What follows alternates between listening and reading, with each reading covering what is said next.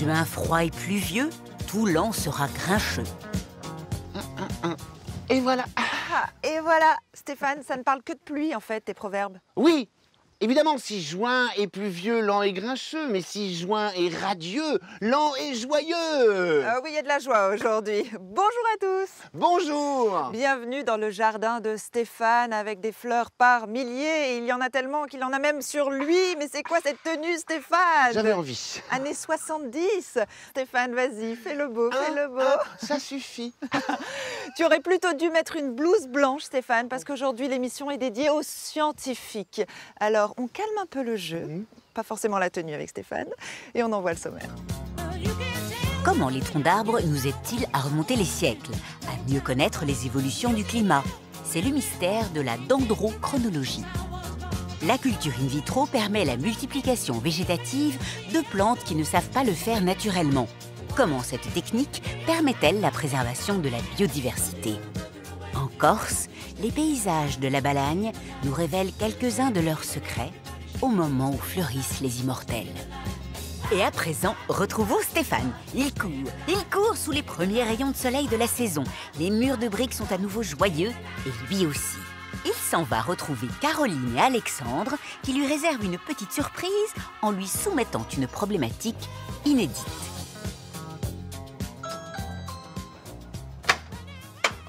Bonjour Alexandre. Bonjour. Ça va? Oui, très bien. C'est... Oh, il y a un jardin par là, il Par semblerait.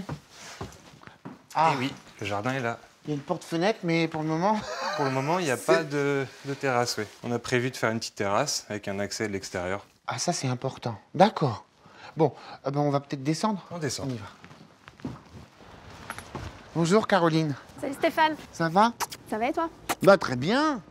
Alors racontez-moi, je n'ai pas très bien compris cette histoire d'escalier, de terrasse. Alors en fait, on va faire une terrasse donc, qui part d'ici de la fenêtre, Ok. qui va arriver jusque là, avec un escalier en colimaçon pour avoir accès depuis la terrasse au jardin. D'accord, ce qui veut dire que ça va un peu encombrer jusqu'au rosier. Exactement, ouais, c'est ça. D'accord. Bon, le jardin, vous en êtes occupé, vous avez commencé à prendre en main de ces choses-là? Ouais, alors on a commencé le jardin il y a 1 an. D'accord. C'était un tas de gravier, donc on a mis la pelouse, on a créé cette terrasse en bois. Bien. Voilà. On a fait des petites tentatives de bordure. Le palmier, il était ouais, déjà là? Non, le palmier, on l'a planté nous-mêmes. Ah, parce qu'il est déjà bien beau, hein? Ouais. Et on a planté aussi un poirier qui est là-bas. D'accord. Alors pourquoi je suis là, moi? Parce que tout ça peut pousser et ça peut tout à fait être suffisant. Alors oui, ça pourrait être suffisant, sauf que le mur qui est là-bas est très très présent. Et on a surtout la problématique de la voiture qui est omniprésente dans le jardin. Donc pas terrible. Donc l'idée, ce serait d'imaginer un parvis devant la voiture. C'est ça, ouais. Quelque chose de pas trop épais parce qu'il n'y en a pas beaucoup de place. Ouais, pas trop épais parce que du coup, il faut penser à l'escalier qui sera là et Ouais. puis avoir un petit peu de recul quand même L'accès au pour coffre, la voiture quoi. et avoir accès au coffre. Faut pas tourner l'ouvre. Ok. Et t'aimerais quoi comme type de plante? Il y a des choses, des critères qui te plaisent plus que d'autres? Oui, alors les plantes exotiques par exemple, c'est pour ça qu'on a planté le palmier. Les plantes plutôt grimpantes et avec beaucoup de parfum. Eh ben c'est bien. De l'exotisme, des grimpantes et du parfum.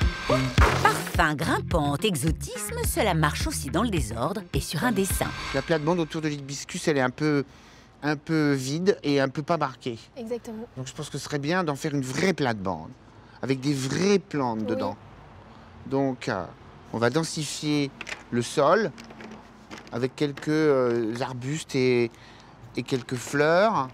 Et puis derrière, parce que ce serait peut-être bien d'avoir quelque chose qui grimpe derrière, un hydrangea petiolaris, c'est un hydrangea qui se plaque contre les murs D'accord. et qui n'a pas besoin de beaucoup de lumière. Ensuite, on va créer une bordure en fait devant ce mur blanc, Ouais. de façon à pouvoir installer des arbustes d'abord et des grimpantes ensuite. Donc les grimpantes, on va les faire courir sur des panneaux de noisetiers qu'on va accrocher sur les murs. Et donc au pied de tout ça, des arbustes avec de l'exotisme et de la couleur, avec du cornus. Des branches yes. rouges comme Ah ça. ouais, ça c'est super beau. Ah. J'adore. Et au pied de tout ça, des fougères, parce que c'est à l'ombre et ça donne de l'exotisme. Et j'en ai une particulière qui s'appelle Mathieusia struptiopteris. Superbe. Ah oui, c'est génial. Non, c'est la fougère plume d'autruche. Ah ouais. Elle est super gracile comme ça et très élégante. Et puis là, on va passer à notre paravent. Ah. Donc, puisqu'on est parti avec du noisetier ici, eh bien, on va continuer avec le noisetier ici. Et donc, on va prendre plusieurs panneaux qu'on va chevaucher les uns par-dessus les autres, de façon à les ajuster à la largeur de la voiture, Ok. de façon à le cultiver au plus près, sans pour autant couper le jardin en deux. Et là-dessus, parce que tu aimes le parfum, on va planter un jasmin. C'est risqué, mais faut essayer. Pourquoi c'est risqué? C'est à cause de la rusticité. Ah. C'est un peu gélif comme affaire, mais au moins, là, cette année, il va être magnifique. Et puis, une clématite montana. Alors ça, c'est tout à fait rustique, donc il n'y a aucun souci. Et au milieu, un arbuste avec des branches assez laxes qui vont pouvoir être palissées. D'accord. Ouais, c'est un truc qui s'appelle Exocorda, c'est chinois, mais c'est super beau quand c'est en fleurs. Donc voilà, ça prend de la densité, il y a de la végétation à regarder. Et au bout, moi j'ai envie de terminer ça avec un charme. Un charme que tu tailleras en colonne. Donc ça va faire un ensemble. Est-ce que ça correspond à ce que vous pouviez imaginer?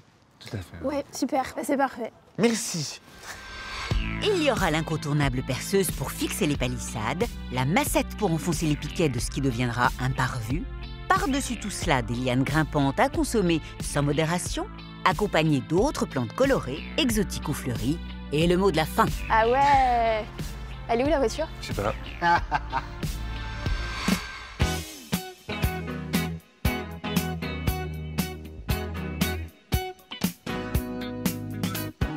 Vous avez adoré la recette des pancakes à l'ortie. D'ailleurs, Stéphane, tu as vu Corentin nous a envoyé sa photo via les réseaux sociaux de sa pile de pancakes. Gourmand! Oui, il avait un petit brunch avec ses amis. Et aujourd'hui, on vous propose une autre recette de notre chef Angèle Faremag, spécialiste de la cuisine végétale. Elle nous propose d'apprendre à faire des sticks de fruits glacés. L'été est entré dans la maison d'Angèle. Bonjour Angèle. Bonjour. Tu vas nous apprendre à faire des sorbets ou des glaces? Des sorbets, donc qui sont à base d'eau ou de jus, et avec plein de petits fruits. Donc il nous faut un moule qui est ici, celui-ci, c'est ça? C'est ça. Ça, c'est un moule à Popsicles. Les Popsicles, c'est les sorbets en bâton comme ça. Mais on peut aussi utiliser des moules à gâteau en silicone ou alors des pots de yaourt vides. Ah c'est vrai, tu utilises les pots de yaourt, pareil, même principe. Ouais, pas de problème. Et même pour les petits sticks, on peut utiliser des fourchettes par exemple ou même des baguettes. Très bien, option recyclage, c'est pas mal. Alors, tu vas nous apprendre à faire les bonnes associations, parce qu'on n'est pas toujours bon là-dedans. Qu'est-ce qui est très très bon en sorbet? Alors, tout est très très bon. En fait, on peut tout mettre dedans. Donc c'est assez rigolo. Mais aujourd'hui, je vous propose de faire fraise thym avec un petit peu de sucre muscovado. Et ensuite, on va en faire avec du sirop de fleurs de sureau. D'accord. Des groseilles, des myrtilles et un petit peu de menthe. Très bien. Et là, tu as mis du jus. Là, c'est du jus de pamplemousse parce qu'on peut aussi en faire avec du jus de pamplemousse, du jus d'orange, du jus de citron. Est-ce qu'il y a des étapes particulières? Pour celle à la fraise, oui. On va d'abord enlever les queues. Ensuite, on va les écraser. Et puis, on mélangera avec du thym et le sucre. Ok, bah allons-y. C'est parti.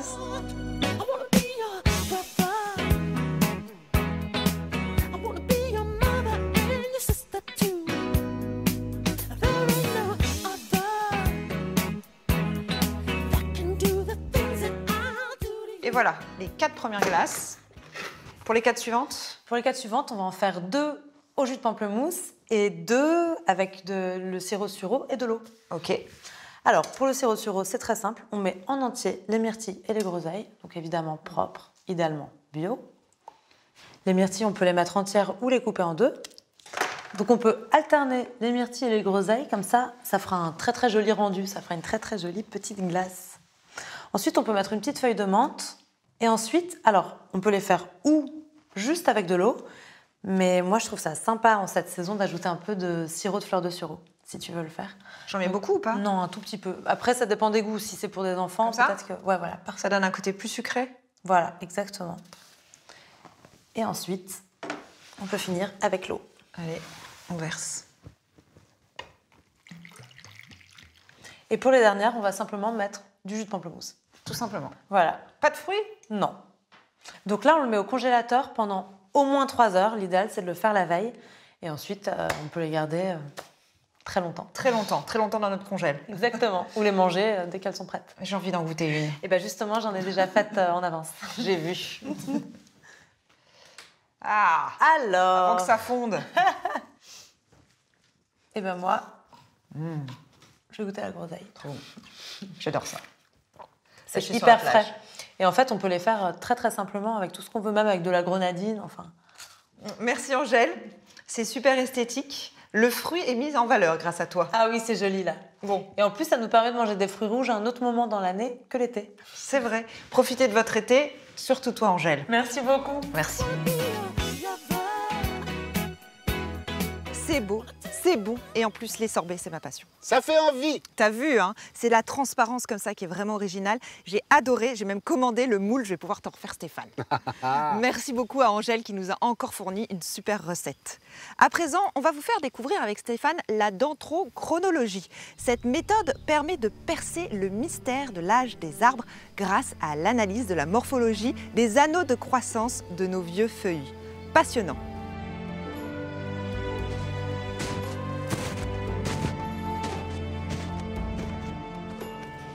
Donc là, on est vraiment dans les forêts du Jura, donc à 1200 mètres d'altitude.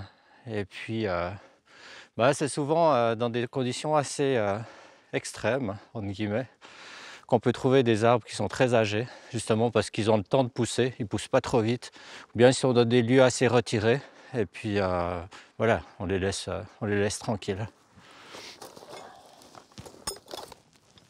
Voilà, voilà la carotteuse, la tarière. Donc voilà, faire prendre la tarière. Puis après, vous allez entendre le bruit du dendrochronologue qui carotte dans la forêt. Mais l'arbre, pour lui, ça ne lui fait rien, puisqu'il n'y a que la partie extérieure qui est vivante.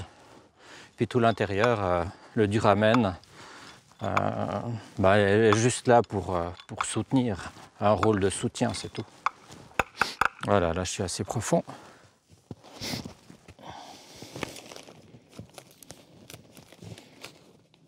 On a l'écorce, hein, la première partie foncée de l'écorce, puis après on voit l'alternance. La partie claire, c'est le bois qui va pousser au printemps, le bois initial, et la partie foncée, beaucoup plus réduite, puisqu'on est en altitude, c'est le bois qui va pousser à la belle saison. Donc un bois plus dense, beaucoup plus dense. C'est un arbre qui doit dépasser centaines d'années d'ailleurs. Je pense qu'il a environ 110 ans, 120 ans cet arbre. Donc nous, ça nous intéresse aussi comme dendrochronologue d'apprendre à lire les cernes. Parce que les cernes nous indiquent beaucoup de choses, que ce soit l'âge de l'arbre, que ce soit sa qualité de croissance, qu'est-ce qui lui est arrivé pendant son existence, qui peut être très très longue. Mais la croissance, elle est liée au climat, donc on fait aussi des études climatiques. Donc évidemment, comme on travaille aussi sur des bois préhistoriques, on peut faire une étude préhistorique évidemment des climats qui sont très anciens.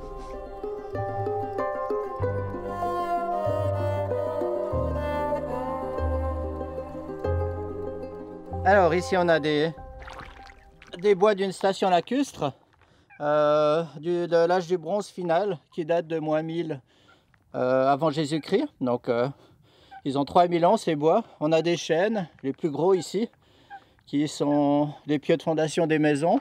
Donc ils ont été bien conservés parce qu'ils sont en partie pris dans la craie, lacustre, le sédiment, et puis dans un milieu dépourvu de bactéries sous l'eau. On va essayer de dater la palissade et puis dater les maisons.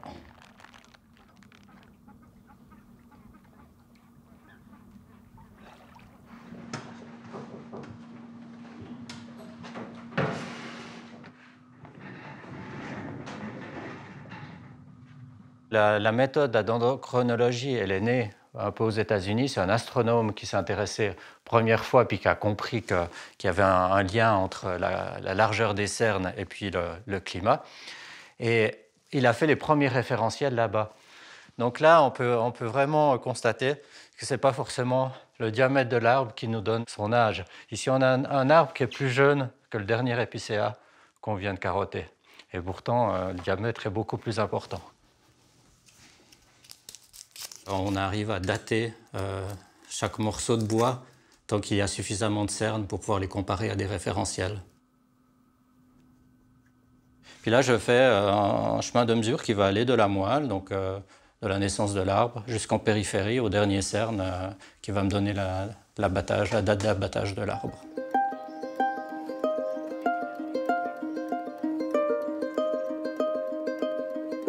Donc pour un cerne, pour le chêne, ça va partir ici, la base des grosses cellules, jusqu'à la base des cellules suivantes. On a une année. Le chêne, il va faire des cernes plus ou moins larges en fonction du climat. C'est ce qui nous permettra après de dater finalement ces bois. C'est parce que chaque année, ils ont des cernes différents. On va maintenant à la fin de l'aubier, lors du dernier cerne. Donc la partie claire ici, c'est l'aubier, c'est la partie vivante de l'arbre. Mais on voit que le dernier cerne, on a juste eu la première série de cellules qui se sont formées avant l'abattage de l'arbre. Donc on sait qu'on est vraiment au tout début de la croissance de l'arbre. On sera, pour une région comme ici, à la fin du mois d'avril.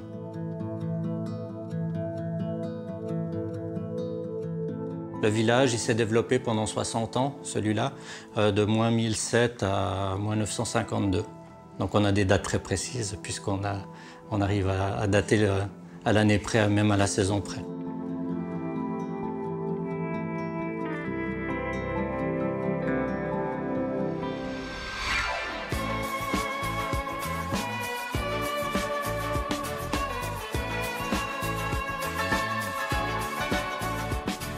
Regarde-moi cette plante. Elle est magnifique. Bilbergia Elle est lutant. assortie à toi, Stéphane. Tu trouves?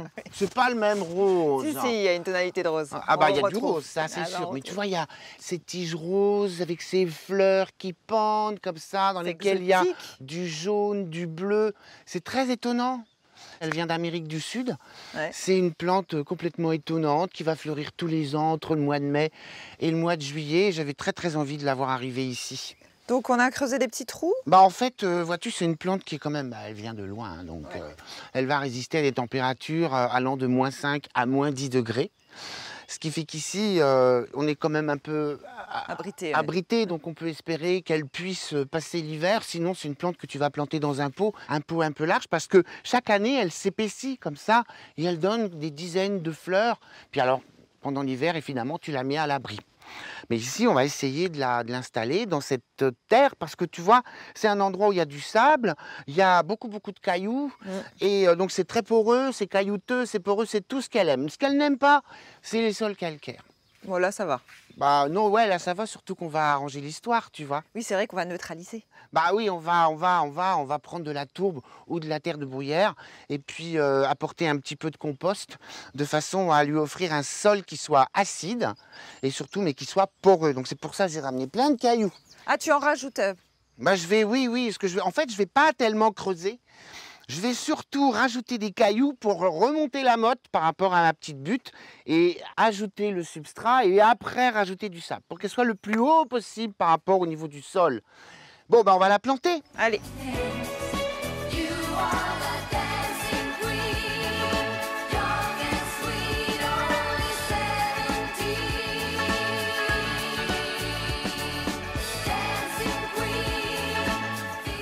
Voilà, c'est planté. D'habitude on arrose. Est-ce que là on arrose? Ouais, non, c'est pas utile. Déjà, la motte était bien humide. Ouais. Et puis, il va pleuvoir. Et puis même la rosée du matin, tu vois. Il est juste bien fichu. C'est-à-dire qu'il récupère l'eau qui tombe. Tu vois, l'eau, elle tombe là. Et puis voilà, la plante s'en satisfait. Sauf que ça peut être un inconvénient. Pourquoi? Mais parce que lorsqu'en hiver, il va faire froid, il pleut, il gèle. Et alors là, la plante, elle n'aime pas du tout. Et là tu pourras pas la rentrer. Ici, j'ai décidé que je la rentrais pas. Mais en contrepartie, je vais lui installer cet hiver, je vais lui installer ça sur la tête. Un petit toit. Un petit toit. Comme ça, l'eau, tu vois, je vais enfoncer ça comme ça, gentiment. L'eau ne tombera pas sur ses feuilles. Elle ne rentre pas à l'intérieur. Voilà, tout ça extrêmement drainant, on est d'accord. Donc, d'une résistance à moins 5 degrés, je peux passer avec ce petit outil à moins 10 degrés. On verra si ça marche. On Oui. observera ça. D'autres entretiens? Bon, écoute, tu coupes les fleurs fanées, ça lui permet de s'économiser un petit peu. Stéphane, tu adores tenter des expériences, on le voit ici. Alors je t'emmène en laboratoire découvrir le monde des plantes sous verre. Les cultures in vitro vivent en autonomie et sans entretien. Et cette science a de multiples débouchés. Les premières tentatives de culture in vitro datent du XXe siècle, afin d'enrayer la destruction des plantes par les virus. C'est en 1939 que le français Gauteret obtient pour la première fois, à partir de la carotte, un amas de cellules cultivables à l'infini. Ainsi démarre réellement la culture in vitro. Cette méthode de régénération est largement utilisée dans différents domaines, notamment en agriculture, arboriculture et horticulture. À La Réunion, la vitroculture est employée pour la sauvegarde des espèces endémiques menacées. Plusieurs orchidées uniques au monde seront ainsi sauvées grâce à la multiplication en milieu nutritif.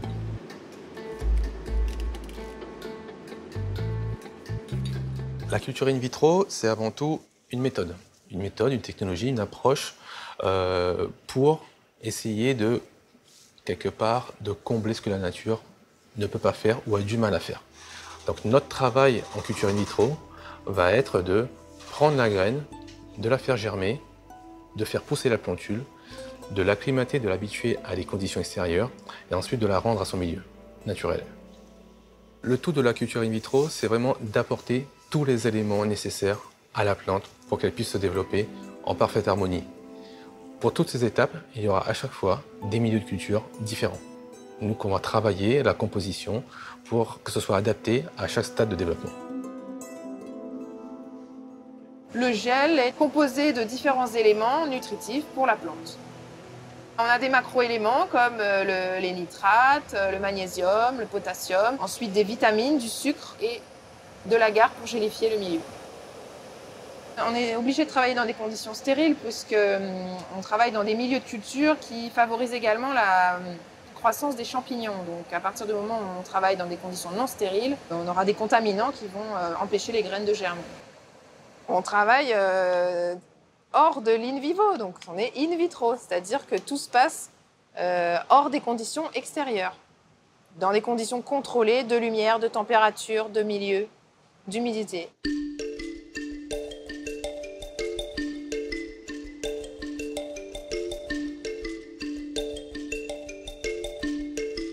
Là, c'est le moment de liberté.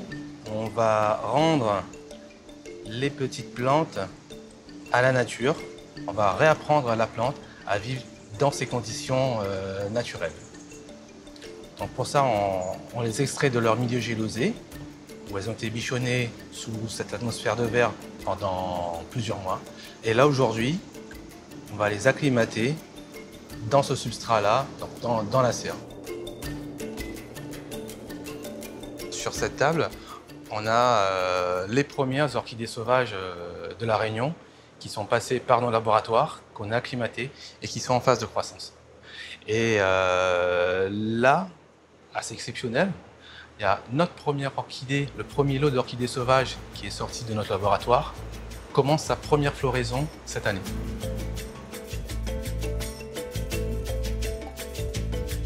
La culture in vitro est au programme du Master de gestion en biodiversité. Un apprentissage que les étudiants mettent à profit pour améliorer l'environnement des patients dans les hôpitaux. Bonjour. Bonjour. On a ces nouveaux tubes et on prépare une vente à l'hôpital. Là, on aurait besoin de voir si on peut mettre des nouvelles plantes, peut-être des drosera. Bon, qu'est-ce qu'on a? J'étais en train de regarder, là. On a des nouvelles variétés potentielles, ça pourrait être assez joli. Des aptéria, c'est vraiment très, très esthétique, je trouve. Bon, ça c'est déjà plus âgé, mais ça montre bien qu'on peut les garder des années sans repiquage. Donc ça, c'est un des aspects intéressants, je pense. Pour l'hôpital, ça serait pas mal.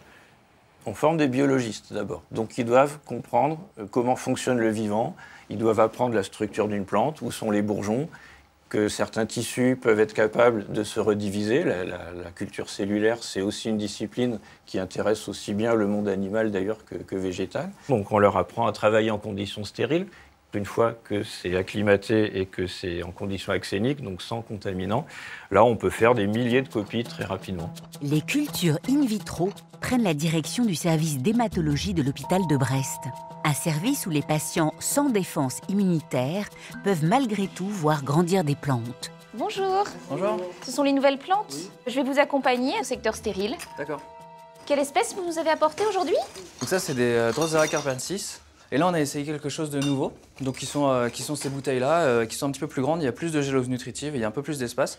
Donc, les plantes vont pouvoir pousser pendant plus longtemps. Et ça pousse pendant combien de temps à peu près Pendant celle-ci, on peut dire 2 ans à peu près avec la gélose. Et puis après, pour la sortir, il faut juste la prendre avec une pince, la laisser à l'air libre pendant une journée et la remettre dans un substrat adapté. Les patients ont le droit d'avoir des visites, ont le droit d'apporter certains effets personnels, même si le secteur est stérile. Au niveau d'éléments extérieurs tels que les plantes, on ne peut pas se permettre par contre d'apporter des plantes avec de la terre ou des plantes en vase. Ça n'est pas possible puisqu'il y aurait une prolifération de germes. Cette nouveauté est intéressante parce que finalement le patient, ça lui apporte un petit peu de fantaisie dans le cadre de la prise en charge de sa pathologie où sa pensée la plus importante est sa santé. Et le fait d'avoir une plante au sein du secteur qu'il va pouvoir découvrir, regarder, sera aussi l'objet d'une conversation avec les professionnels de soins qui vont lui expliquer d'où est-ce qu'elle vient, pourquoi est-ce qu'elle est là. Et ça permettra d'avoir l'esprit occupé sur la plante et moins sur sa pathologie. Si ça permet aussi d'amener un petit peu de plantes et de vivants dans cet hôpital, on aimerait bien pouvoir faire ça à une plus grande échelle. Puis de toute façon, ça ne s'arrête pas cette année. L'année prochaine, les suivants du master continueront aussi à faire des plantes in vitro. C'est un petit peu la signature du master gestion et conservation à l'université de Brest. Donc on espère que ça pourra fonctionner aussi dans la longueur.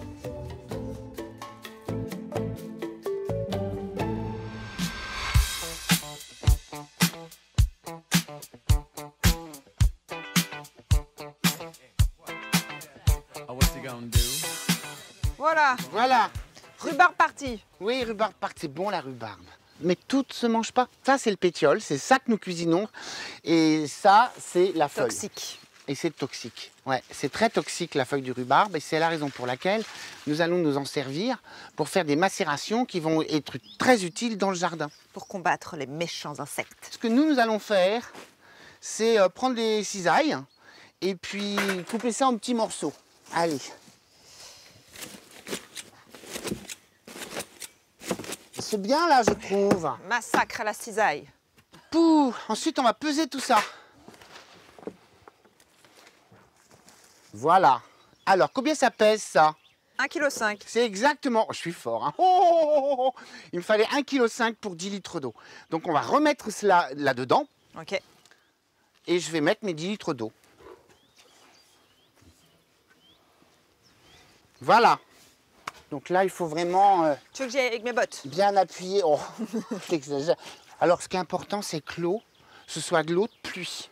Pourquoi? Mais parce qu'il ne faut pas qu'il y ait de chlore dans l'eau, parce que c'est pas bien, ça altère tous les principes. Ensuite, nous allons couvrir cela. Et ça va macérer. D'un linge. Tous les 2 jours. Allez, j'y retourne. Voilà, j'agite mon mélange, je recouvre. Et au bout d'une semaine, 10 jours, il n'y a plus de bulles. Et là, je sais que c'est bien. Alors c'est à ce moment-là que nous allons filtrer le mélange. Là, tu vois, j'y touche avec les mains nues, c'est pas terrible. Bah oui, t'as dit que c'était toxique. Bah, c'est pas... Oui, il faudra bien que je me lave les mains après. De manière générale, tu utilises un gant. Et voilà. Ensuite, on va prendre un bidon à la bonne dimension, un bidon en matière plastique ou en verre. C'est plus compliqué à trouver. C'est plus difficile parce que vois-tu, le métal, évidemment, l'oxydation du métal va altérer les principes actifs de notre macération. Voilà, donc on va mettre ça dedans. D'accord. Ensuite, si on n'en a pas besoin tout de suite, on va stocker ça au frais dans l'obscurité, de manière à ce que ça ne s'abîme pas. Mais toi, tu en as besoin tout de suite. Je ne sais pas forcément, mais je vais te dire comment je vais pouvoir m'en servir. C'est-à-dire que pur, je vais le mettre dans un vaporisateur, Ouais. et si jamais j'ai une attaque de puceron noir sur mes pommiers ou sur mes fèves, par exemple, je vaporise pur. Alors je mets des gants, et puis éventuellement, je fais attention de ne pas respirer ça, un petit masque. Et en dilué? En dilué, ben écoute, c'est 1 volume de macération pour 5 volumes d'eau de pluie toujours. Ok. Hein. Et ça, tu vas par exemple, les hostas ou d'autres plantes comme ça qui craignent les gastéropodes, les limaces, les escargots, c'est un répulsif. D'accord. À renouveler après les pluies, mais c'est efficace. Je suis sûre qu'il y en a qui vont en faire. Bah oui, manger de la rhubarbe et garder les feuilles.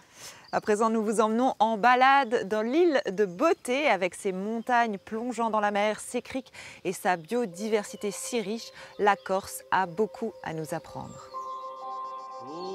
Comme des cartes postales, les paysages s'offrent à nous. Mais savons-nous les regarder, lire ce qu'ils nous disent du présent et racontent de leur passé ? En Corse, dans la région de la Balagne, de la mer jusqu'au sommet des montagnes, l'activité humaine a façonné des siècles durant un décor sublime où fleurit l'immortel. Le point de vue est superbe. Là, on a tout. Au premier plan, on a un maquis. Effectivement, le mot maquis, c'est le premier indicateur de ce paysage, puisque c'est un terme spécifique à l'île de la Corse. Donc on est sur la région de la Balagne, entre la ville de Calvi et Île-Rousse. Donc un paysage littoral qui va monter petit à petit jusqu'à des altitudes de 1500 jusqu'à 2000 mètres. Au premier plan, comme tu le soulignais, il y a des plantes qui sont typiques du maquis. Au deuxième plan, en fond de vallée, on a une mise en valeur agricole actuelle. Donc on voit des oliviers, on distingue des vignes. Et après, le troisième plan, on a du relief. Et ce relief a la particularité d'être strié de manière tout à fait parallèle. Et ça, c'est le témoin d'anciennes mises en valeur agricole par des terrasses. Et ce qui est particulier, lorsqu'on regarde en grand ce paysage, on voit ces espèces de, pas d'amphithéâtre de verdure, mais quelque chose de cet ordre-là. On est tout à fait dans un paysage circulaire, donc on est comme dans une cuvette et en fait ce sont des cirques qui amènent jusqu'à la mer. C'est presque des solariums qui sont propices à des cultures particulières. Alors sur toute cette surface et même sur les coteaux où on voit toutes ces lignes, il y avait une mise en valeur. La Balagne, on appelait ça le verger de la Corse, puisqu'il y avait des oliviers, des amandiers, des vergers, des vignes. Il était d'ailleurs reconnu pour la qualité de son huile à travers toute la Corse et au-delà.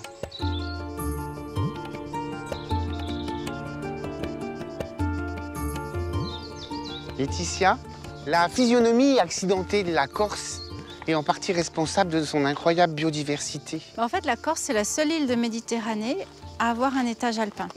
Donc en fait, les végétaux vont s'échelonner du littoral à la montagne. Donc en fonction des microclimats, on va avoir des végétaux complètement différents. Le bilan, si on faisait une photographie aujourd'hui, c'est 900 espèces rares à très rares. Et on a 149 espèces en Corse qu'on ne trouve qu'en Corse et nulle part ailleurs dans le monde. Ici, je vois des murs. Il semblerait que cette zone ait été cultivée ou une zone de pâture il y a très longtemps. La forêt corse en 1910 était à son minima. Les choses ont changé. L'abandon de l'agriculture depuis 1910 fait que le maquis a gagné. Et puis au final, ça va faire une forêt, sauf si on a des contraintes climatiques. Quand on est au bord de l'eau, on a des anémomorphoses. Donc anémo, c'est le vent, morphose, c'est la forme. Et donc on voit ces espèces de végétaux qui sont très très denses et qui sont complètement compactés par les tempêtes. Il y a eu une grande catastrophe incendiaire, mais il semblerait en même temps qu'il y ait des plantes pyrophytes. Oui, tout à fait. Là, on a par exemple le cyste de Montpellier. Les graines de cette plante-là germent de façon considérable après les incendies. Et lorsqu'il y a beaucoup de cystes de Montpellier, on voit que cette zone a été parcourue par des incendies de façon régulière. Et en même temps, la nature n'est pas si mal faite que ça, parce que pendant que le cyste reprend le terrain, le sol n'est pas nu. Le sol n'est pas nu et ça limite également l'érosion. Donc la germination du cyste va permettre de recommencer cette dynamique pour aller vers une forêt. Alors là, vous allez me dire, on est loin de la forêt. Oui, mais si on se rapproche, on voit qu'il y a des oliviers, on voit qu'il y a des petits chênes verts. Et peut-être que dans un certain nombre d'années, 40, 50 ans, on aura des bosquets beaucoup plus importants qui donneront l'impression d'un bois avant peut-être un jour d'atteindre une forêt.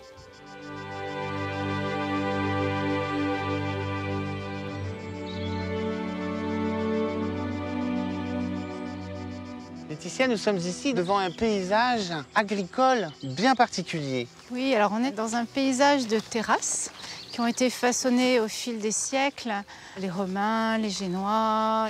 Donc ce qui s'est passé, c'est qu'il y a eu une forte volonté de favoriser la culture de l'olivier pour notamment la fabrication d'huile d'olive. On a même des traces de domestication de l'olivier en Corse qui datent de la préhistoire. Donc l'olivier est un arbre indigène de la Corse, oui, qui a été peu à peu domestiqué, apprivoisé. Les gens ont sélectionné un certain nombre de variétés et ils ont procédé à des opérations de greffage. Donc ils ont, selon les régions de Corse, greffé telle ou telle variété qui était adaptée à la région.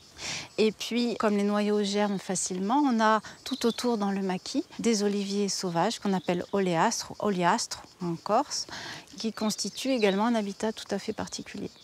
Et comment est-ce qu'aujourd'hui, au Conservatoire botanique national de Corse, vous appréhendez justement ces différentes zones? Je vois ici, il y a plein de fleurs, plein de plantes autour de nous, ça a l'air d'une richesse formidable. Ce qui est intéressant, c'est de ne pas scinder l'agriculture d'un côté, le milieu naturel de l'autre, mais en Méditerranée, il n'y a pas forcément un endroit où l'homme n'est pas mis le pied.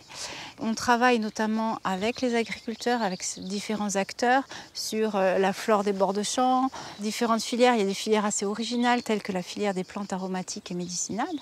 Et on les accompagne, puisque la majorité des espèces sont des espèces sauvages. Donc ça demande un peu de concertation et on essaie d'apporter notre pierre à la connaissance et un support technique et scientifique à cette activité.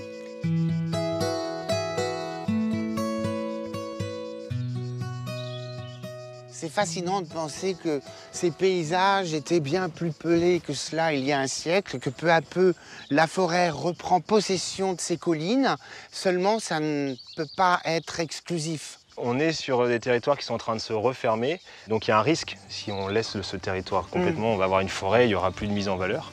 Par contre, il y a aussi une opportunité, par ces plantes aromatiques, il y a des jeunes agriculteurs qui s'installent dans les plantes aromatiques, notamment en bio, et qui permettent de revaloriser les coteaux et de recréer une dynamique agricole sur ce territoire. Un paysage en devenir.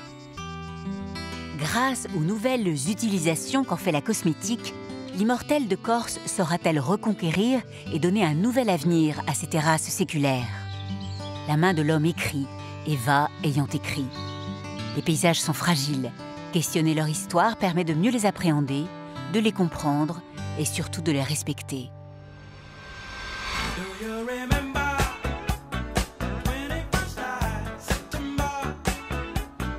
C'est la plante de la semaine et Stéphane est totalement hanté par la glycine. La glycine, oui madame.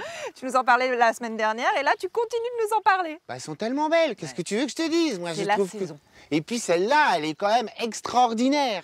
Elle est très jolie. Wisteria floribunda violacea plena. Elle est d'origine horticole. Wisteria, ça veut dire glycine. Floribunda, ça dit qu'elle est originaire du Japon. Violacea, c'est sa couleur. Et plena, parce qu'elle est double. Oui, là j'avais noté. Et ça, c'est extraordinaire. Je sais que t'adores ça. Ben oui, je trouve qu'elle a un côté comme ça, très chiffonné, un petit peu papier de soie qui est ravissant. C'est un arbuste grimpant. Il va mesurer 10 mètres de hauteur, celle-là. Tu vois, c'est une grande dame. Elle va aimer les sols acides, poreux, profonds, une exposition plein soleil auquel j'ajoute mi-ombre, c'est possible aussi. Son feuillage est bien entendu caduc, sa floraison intervient fin mai, début juin. J'aime cette plante parce que, vois-tu, elle nous offre comme ça ces guirlandes de fleurs une seule fois par an, je te l'accorde, mais qui sont franchement généreuses, ravissantes. Elle a juste un petit inconvénient, c'est qu'elle est longue à s'installer. Vois-tu, parce que lorsqu'elle est jeune encore, elle a du mal à produire l'énergie nécessaire à la floraison de ses hampes florales. Donc la plupart des fleurs tombent avant de s'épanouir. Pour l'aider à justement épanouir ses fleurs, c'est bien de la tailler en février et de laisser simplement quelques bourgeons à fleurs qui sont ronds alors que les autres sont pointus, de façon à ce qu'elle s'économise. Et pour la rusticité? La rusticité, c'est moins 15, moins 20 degrés. C'est des plantes très très résistantes au froid. J'ai juste oublié de te donner le nom de sa famille. C'est une fabacée, ce qu'autrefois nous appelions des légumineuses, parce qu'il va y avoir des haricots après. Wisteria, floribunda, violacea, plena. Un pas de panique qui cette semaine va intéresser de nombreux jardiniers amateurs puisque Stéphane a pour défi de cacher une voiture dans un mini-jardin. Va-t-il y arriver? La réponse tout de suite. Stéphane a retrouvé Caroline et Alexandre dans leur maison aux portes de Paris. Ils lui présentent leur jardin et la voiture qu'ils aimeraient ne plus voir. Le dessin propose une solution tout en réorganisant l'ensemble de l'espace. Est-ce que ça correspond à ce que vous pouviez imaginer? C'est parfait. Merci. Toc. Je crois que c'est un peu ça. Donc l'idée, c'est de plaquer ces panneaux de noisetier contre le mur. On va les enfoncer un tout petit peu. On va prendre des pitons qu'on va enfoncer ici et là pour les maintenir de façon à ce qu'ils restent droits et bien plaqués contre le mur. Ensuite, on continue avec le noisetier devant la voiture. Et là, nos 3 panneaux vont venir. Alors des poteaux pour les fixer, les tenir droits, pour ensuite pouvoir conduire des plantes dessus. Super. Alexandre a pris en main la perceuse. Caroline saisit le marteau pour enfoncer les chevilles, dans lesquelles Stéphane se charge de visser les petits gonds sur lesquels les panneaux de noisetier sont attachés avec du fil de fer.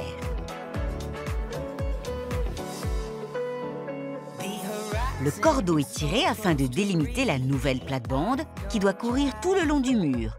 Elle doit être suffisamment large pour accueillir les plantes susceptibles de le rendre plus discret, mais pas trop afin de ne pas contrarier les proportions du jardin. Donc si on se met là, on préserve le rosier et on peut décharger la voiture. Très bien. Le pare-vue est ajusté à la largeur de la voiture. Ainsi, les piquets qui soutiennent les panneaux disparaissent entre les parties qui se superposent. Du fertilisant, en l'occurrence de la fumure déshydratée, est répandu et incorporé dans les plates-bandes. Les plantes grimpantes sont mises en place devant leur support. Un trachelospermum, faux jasmin d'été, est conduit et lié. À côté, c'est un jasmin, un vrai, qui prend place. Entre les deux, voici un arbuste très lax. Voilà. J'adore cette plante. Au printemps, elle est magnifique. Lorsqu'elle est fleurie comme ça en avril-mai. Son nom, c'est Exocorda macranthas Bride. Macranthas, c'est un hybride entre une plante chinoise et une plante du Turkménistan, je crois. Son petit nom, c'est l'arbre aux perles. Parce que lorsque les fleurs sont en bouton, ça fait des toutes petites perles. À l'automne, son feuillage devient jaune. Pendant quelques semaines, c'est très très élégant. Elle va mesurer 2 mètres de hauteur pour 3 mètres de largeur, sauf que toi tu vas la tailler parce qu'on ne va pas pouvoir la laisser faire ce qu'elle voudrait. Au bout de 3 ans, les tiges vieillissent, fleurissent moins, s'abîment. Ce que tu peux faire, c'est dans 2 ans par exemple, commencer à couper quelques-unes des tiges les plus vieilles pour qu'il y en ait de nouvelles qui poussent. Du bas? Du bas, effectivement, et renouveler ça un peu tous les ans. D'accord. Et ça, tu fais ça après la floraison. Le charme est planté à l'extrémité du pare-vue. Il doit prendre la forme d'une colonne. Stéphane le taille en se guidant avec le manche du râteau. Une clématite montana dans sa floraison rose prend place à côté d'une cordyline chocolat, rejointe par un cornus sibérica au bois rouge sous ses jeunes feuilles. L'harmonie se répète plus loin, un phormium pourpre apaise le feu d'artifice chromatique des fleurs et feuilles d'un pieris. La terre sortie pour faire place au mode des plantes est déposée au fond, près de la cabane. Elle est travaillée pour créer un relief sur lequel sont plantés un hydrangea grimpant, un viburnum oculus et ses boules de neige, un orangé du Mexique pour le parfum d'agrumes de ses fleurs, un mahonia soft caress pour sa floraison automnale. Au pied, des fleurs d'ombre, des ancolies toutes légères, des cœurs de Marie, avant qu'un festival de fougères nous fasse leur numéro. Voilà. Oh, elle est belle. Elle est magnifique. Elle est magnifique. Bon, alors, voilà. Ce coin-là, au nord, qui est à l'ombre tout le temps, j'ai pensé que des fougères, ce serait parfait, d'autant plus que ce mur a l'air frais. C'est-à-dire que généralement, les murs sont secs, celui-là ne l'est pas. Mais tu vois, le soleil va quasiment jamais venir dessus, c'est génial. Donc ici, on a l'Adrioptéris qu'on plante très très souvent et dont les feuillages rouges sont très très beaux au printemps, quand ça débourre. Là, on a une de mes préférées, c'est Mathieusia Structiopteris. C'est la fougère plume d'autruche. C'est une fougère qui est relativement rustique, qui est originaire d'Europe et qui se développe comme ça en rhizome et qui peut prendre un petit peu de place. Donc quand il y en a trop, tu les arraches au fur et à mesure que ça avance. Et puis enfin, voilà, ça c'est risqué. Mais je me suis dit qu'en fait, on était comme ça, lové, dans un endroit, à l'abri du vent, contre un mur, et puis tout près de la maison. C'est la Dixonia antarctica, c'est la fougère arborescente, c'est celle qui est la plus rustique. Bon, alors les vendeurs nous disent qu'elle peut résister à moins 15, c'est pas vrai, hein. Ce sera plutôt moins 10 et encore moins 7. Ce qu'elle déteste le plus, c'est par exemple qu'il neige, qu'il dégèle et qu'il regèle. C'est-à-dire que quand il y a de l'eau dans son cœur, Faut pas qu'il gèle. Et que ça gèle, alors là, c'est la catastrophe. Donc, quand tu sens qu'il y a des gelées un peu fortes qui vont venir, le minimum, c'est de prendre toutes ces frondes et puis de lui faire un toupet comme ça, un chignon. Et éventuellement de mettre un voile géotextile autour, mais juste empêcher que l'eau rentre dedans. Ok. Au sol, les elxines s'installent entre les euchères. Pour la terrasse, un mériostémon est planté en pot, choisi lui aussi pour son parfum. À côté, un hosta tout en fraîcheur. Caroline étale au sol un paillis de cosses de fèves de cacao avant que n'arrivent les lanternes. C'est fini! Waouh! Canon, canon, canon! Ah ouais! Incroyable. Elle est où la voiture? Je sais pas. Écoute, c'est super. C'est vraiment génial. C'est exactement ce qu'on aime. Ouais. C'est-à-dire le côté un peu exotique, avec ses grandes feuilles. Tout en gardant un peu de couleur. Ouais. Et puis on voit pas le mur là. Le Il mur a disparu. Un petit peu, oui. Puis moi, je trouve enfin que cette chose-là, qui paraît incongrue, ça structure le jardin. C'est-à-dire qu'on a une vraie fuite. Et puis au fond, il y a une belle petite collinette. Ouais, une superbe bien colline. arborée, ouais. Merci beaucoup Stéphane. Je te fais un gros bisou.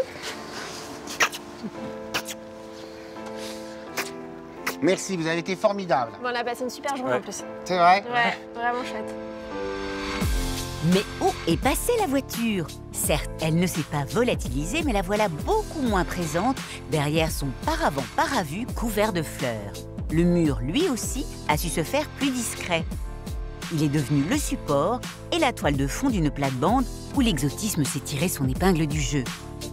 Plus loin, près de la cabane, un buisson de plantations variées va devenir la perspective du jardin. Quel changement!